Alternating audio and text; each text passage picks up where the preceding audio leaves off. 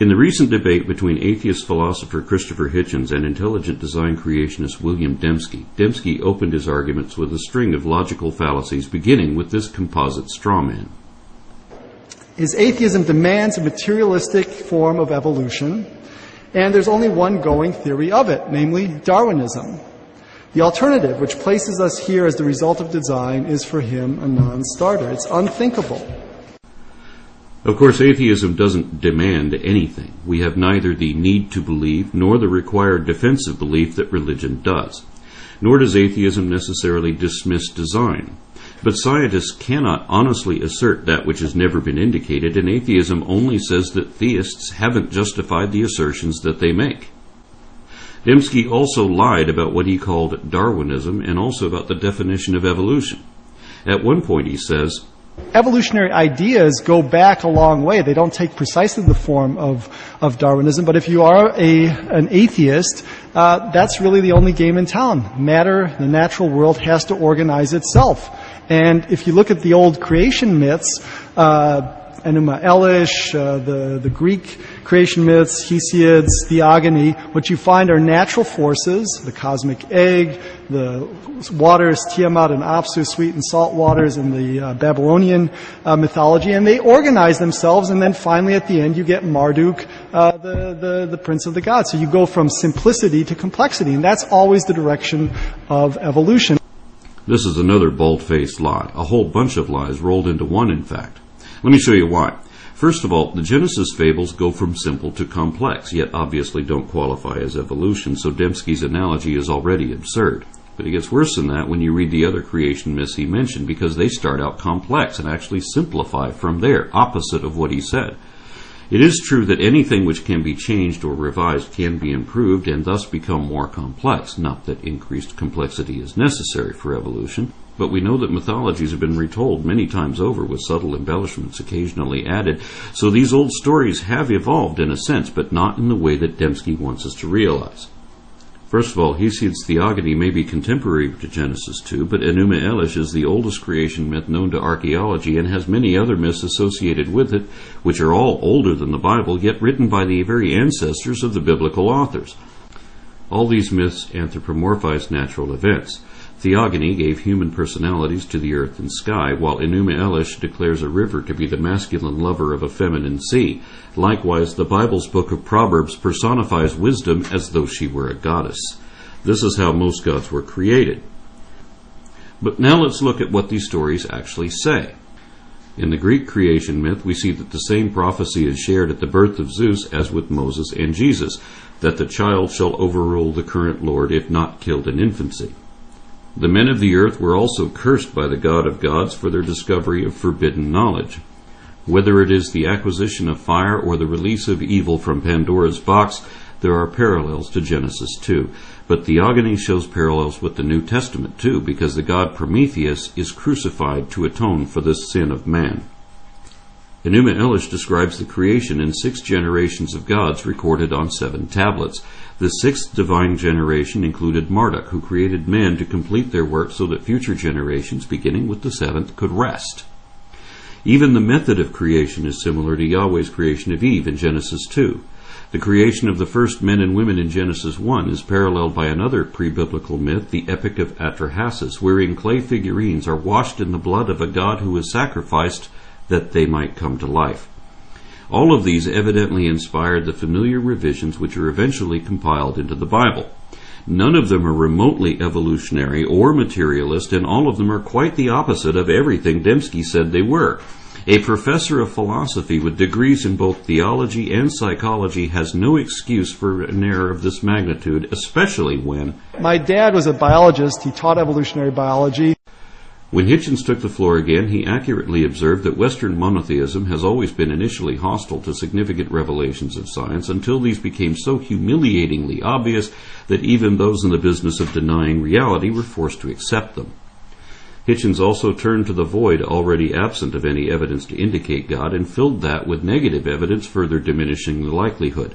Things like universal chaos, rampant extinctions, various examples of scriptural and practical contradictions inherent in the common assumptions of Abrahamic theism.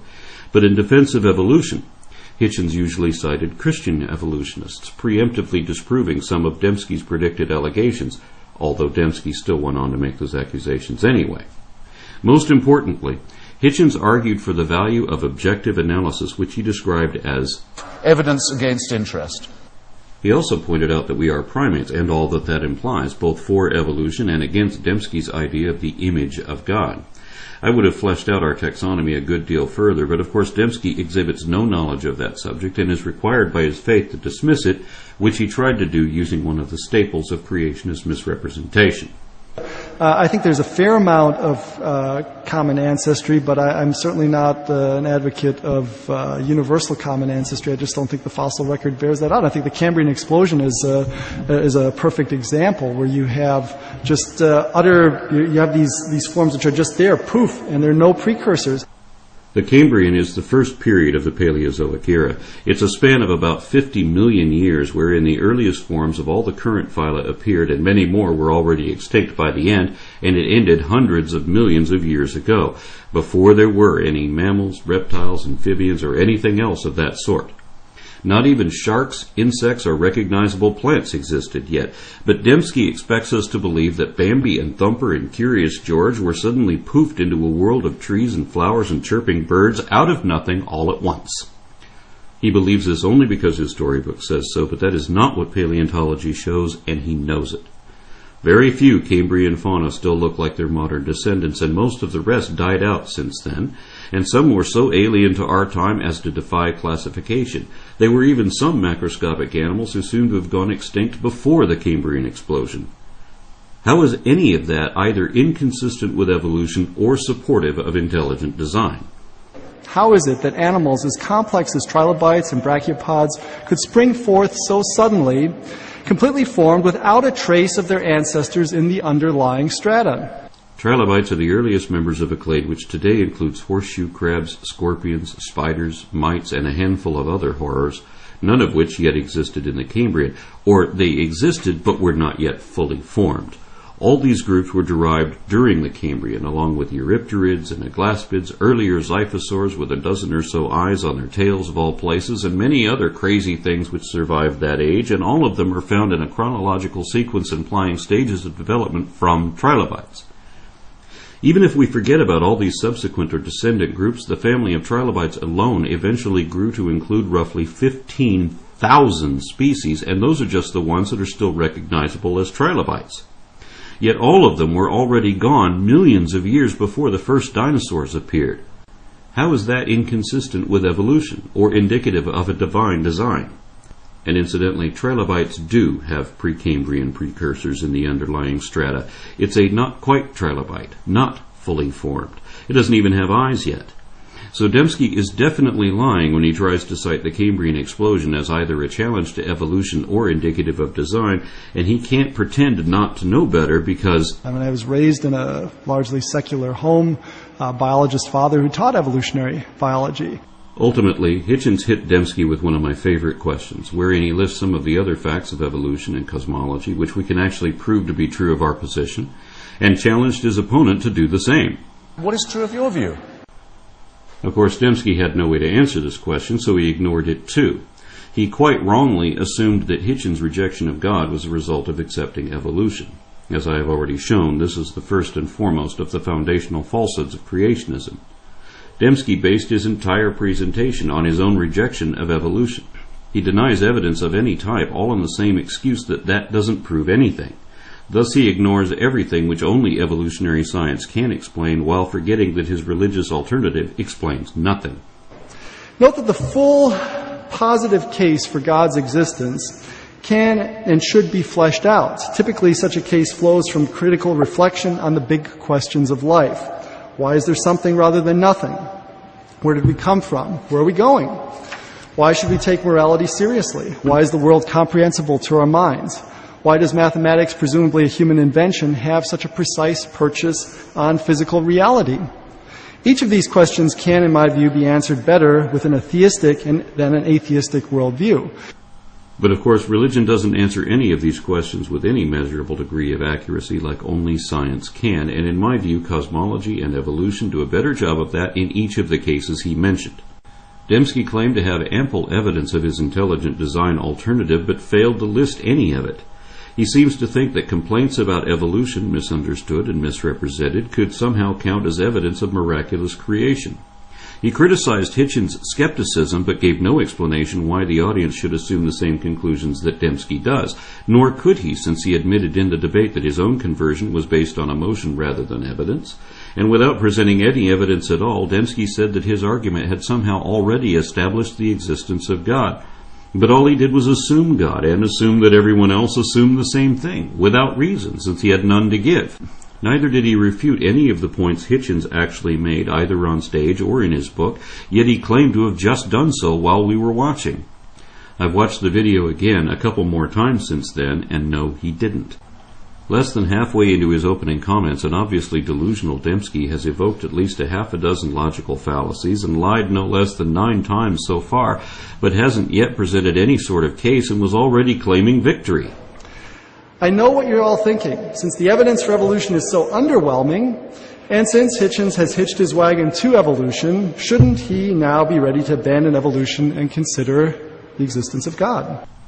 The one thing Dembski did make clear, albeit unwittingly, was that his position was based on circular arguments and assumed conclusions, left unquestioned. Because even if his critiques were all correct, they still wouldn't imply a divine designer, and whenever we do not yet know the real explanation, we cannot simply throw up our hands and say that it happened by magic. But this is what Dembski expects us to do. His argument depends on an absurd, false dichotomy, and it only deteriorated from there. Hitchens started off very slowly, but picked up steam as things progressed. I feel suddenly combative and engaged. While Dembski seemed increasingly weak, confused, even discouraged with how indefensible his seemingly unexamined belief obviously is. Soon he added equivocation to his list of logical fallacies already in play, and ultimately tried to project his own faults onto an opponent who will not share them. Hitchens exhibits a very selective concern for truth. What seems to matter most to him is not whether a claim is